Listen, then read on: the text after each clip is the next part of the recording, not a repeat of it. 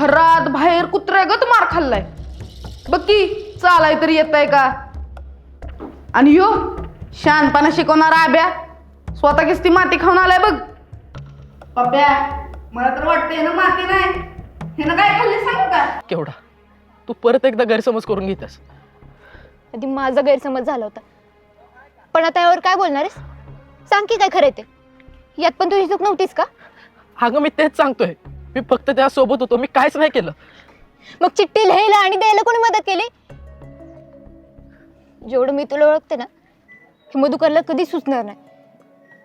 सांग, नाही केली तू चिठ्ठी लिहायला मदत? आपल्या वयानुसार किंवा परिस्थितीनुसार आपल्याला अनेक गोष्टींचं आकर्षण होत असतं, ज्यात पैसा आला, प्रसिद्धी आली.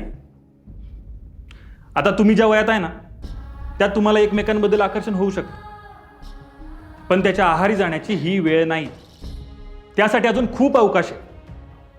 या भावनांना आपल्या मनात शुद्ध निर्मळ स्थान देऊन शाळेचा प्रवास करता आला पाहिजे.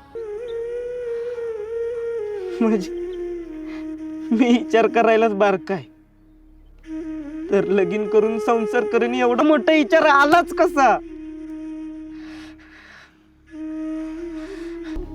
लहानपणापासून आईला अण्णांना कामातच बघितले,